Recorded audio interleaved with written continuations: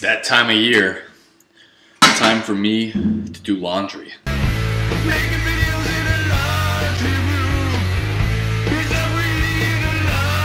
I want to talk about a movie called Bloodsucking Freaks. It's very near and dear to my heart because it is the first movie that I bought on DVD. And I brought it home and it made me feel sick to my stomach. Blood-sucking freaks! In that era, in the 70s and the mid-70s, you had movies like Roughies or Sickies, they were called. Movies that were played in porno theaters that weren't quite porno. They were just kind of rough, violent, sexually charged, perverse kind of films. But this film kind of stood apart from that because it was humorous and it was creative. Joel M. Reed, which this movie he's most known for, wrote this script in one day. Now that's easy to use as fodder for insults for all the haters of this movie, but think about it, in one day he came up with some really interesting ideas. Blood-sucking! With the main villain, Master Sardu, brilliantly played by Seamus O'Brien, who, rest in peace, short thereafter was murdered in his apartment during a burglary. Freaks! It's a shame because he had such a great performance in this movie, and I would have loved to see what else he would do in film. I mean, at least he would have a great cameo in the Rob Zombie movie. I mean, at least. Master Sardu runs the Theater of the Macabre, where he brainwashes women into performing horrible, violent torture shows in front of live audiences where most of the time they end up dead, or they just end up his servants forever. Now will you dance for me?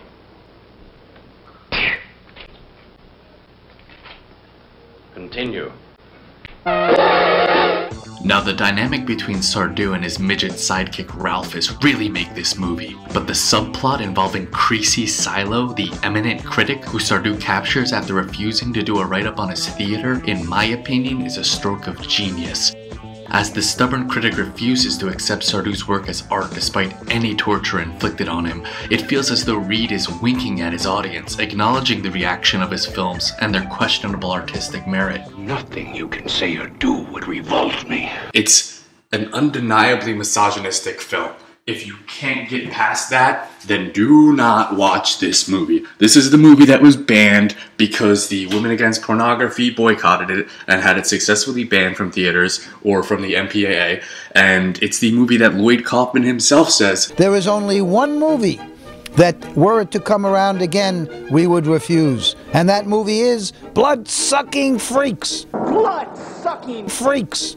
freaks! this movie is hated by a lot of people. I feel like people who probably don't really know that roughy scene in the 70s, people that are expecting higher production value, or even if people that don't mind the low production value, I believe that this movie is mostly hated because the effects are horrible. That's right, there's a lot of violence in the movie, there's a lot of gore, but the effects always look really, really crappy. Now this film obviously is a lot of shock value in its hateful attitude towards women. Again, it is a comedy. It is supposed to be funny. But keeping that once beautiful body alive so it can suffer more and more and more. I didn't really feel, I said I felt sick to my stomach. Come on, who's gonna make me feel sick to my stomach? I don't feel sick to my stomach. But I did feel, you feel a little bit of that because the movie's so gritty and the way it just portrays, the way it uses human beings as furniture, using women as furniture, using human beings as furniture, using them as pets, as just scenery. How delightful. A little after dinner music.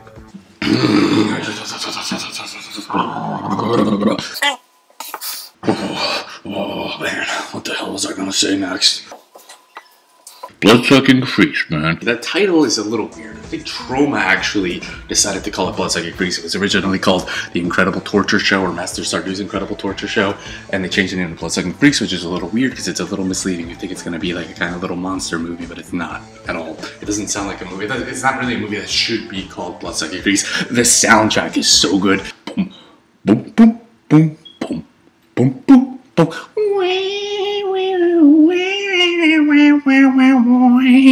It sounds like drunken clowns, which really works for this movie. Bloodsucking Freaks, man. If you enjoy it, there'll be so many memorable scenes. Everyone loves the brain-sucking scene. Everyone loves lines like, Oh, now we're getting the proper reaction. But hey, it's not for everybody. It might not be for you. Would you ever watch it? Can you get past the misogyny or no, not so much?